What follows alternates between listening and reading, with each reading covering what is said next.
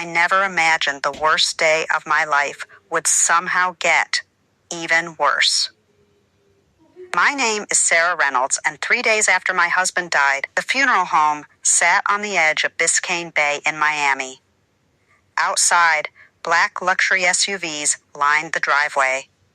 Inside, hundreds of people had gathered to say goodbye to Michael Reynolds, my husband. The founder of Reynolds Global Logistics, a man worth nearly $50 million, a man who spent 20 years building an empire, and apparently, the last year of his life building a secret life without me. Everyone in the room knew how he died. The newspapers had tried to be polite. But the truth was ugly. Michael hadn't died at home.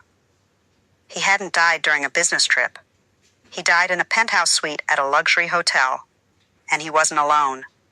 He was with Madison Blake, 28 years old, former marketing consultant, professional attention seeker, and, as I would soon discover, far more dangerous than anyone realized. I stood beside Michael's casket greeting guests when the room suddenly went silent. Every head turned toward the entrance. That's when I saw her.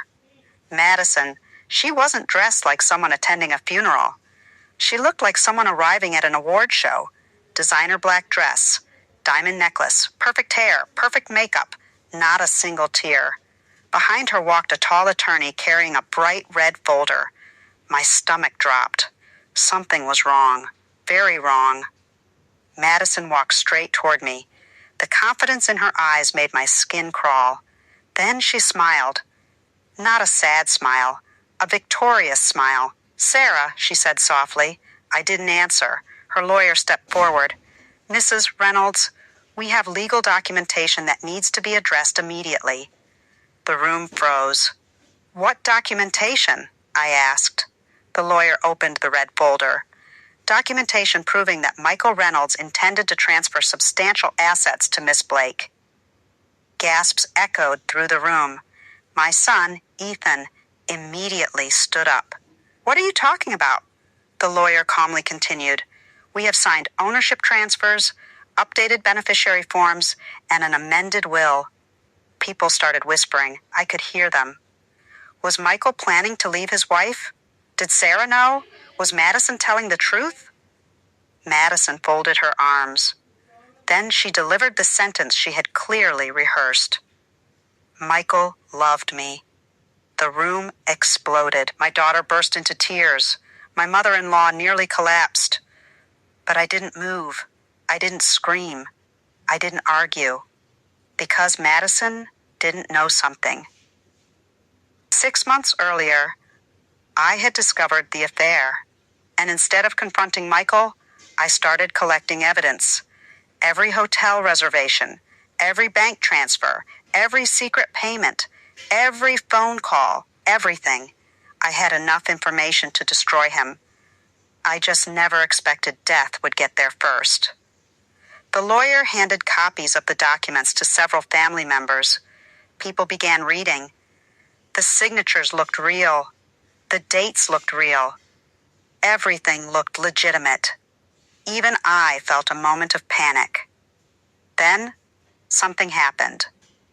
A familiar voice spoke from the back of the room. "May I see those documents?" Everyone turned.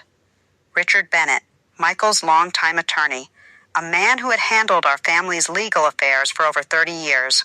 He slowly walked forward. The confidence disappeared from Madison's face. Just for a second, Richard examined the papers carefully. One page. Then another. Then another. The room was completely silent. Finally, he looked up. "Interesting." Madison immediately crossed her arms. "What does that mean?" Richard smiled, the kind of smile a teacher gives before failing a student. "It means these documents have a problem." The lawyer frowned. "What problem?" Richard pointed at one page. "This transfer was supposedly signed at 8:42 p.m. on September 14. "Correct," Madison replied. Richard nodded. Then he pulled out his phone. According to police records, Michael was already unconscious in his hotel room at 8:11 p.m. The room erupted. Madison's face turned white. The lawyer grabbed the paper. Richard wasn't finished. He pointed to another page. And this witness signature belongs to a woman who was vacationing in Italy that entire week. More gasps, more whispers, more panic. Madison suddenly looked nervous, for the first time all day. Then my phone vibrated. A text message. Unknown number. One video attachment. I pressed play. The footage had been recorded inside the penthouse where Michael died. The date stamp was from the night before his death. I watched in horror, then shock, then disbelief. Because standing beside Madison wasn't a stranger. It wasn't a business partner. It wasn't some criminal mastermind. It was my brother, Daniel, my own brother, the man I trusted more than anyone. In the video, Daniel handed Madison the same red folder. Then I heard him say something that changed everything. Once he signs, half the company is ours. Mine and yours. I couldn't breathe. The funeral disappeared around me. The room spun. My brother had betrayed me, but the video wasn't over. Michael appeared on screen, angry, terrified, refusing to sign. Then Daniel made a mistake. He stepped directly in front of the camera and threatened Michael. Not physically. Financially, he threatened to expose transactions that would destroy Michael's reputation. The room went silent as I connected my phone to the funeral home's display screen. Everyone watched. Every guest. Every employee. Every family member. Every investor. Every reporter. Madison tried to stop me. Too late. The truth was already playing. The entire conspiracy unfolded in front of hundreds of witnesses. By the time the video ended, Madison was crying. Not because she loved Michael, not because she regretted anything, because she knew she had lost. Everything. Police arrived 20 minutes later.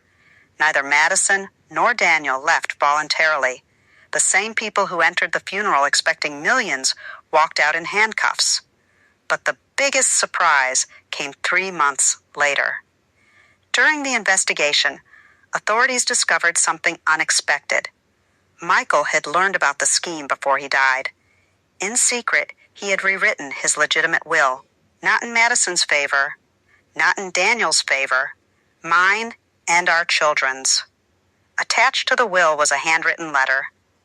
The final words my husband ever left me. I spent my life building a business.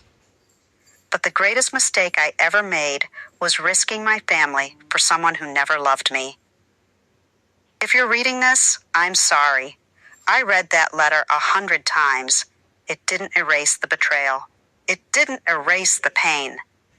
But it gave me something I thought I'd lost. Closure. Today, the company still exists. My children now help run it. Daniel is serving a prison sentence. Madison disappeared from public life. And every now and then, when people ask how I survived the worst betrayal imaginable, I tell them the truth. The people who try to steal your life usually believe they've planned everything. What they never plan for is the truth showing up before they can escape it.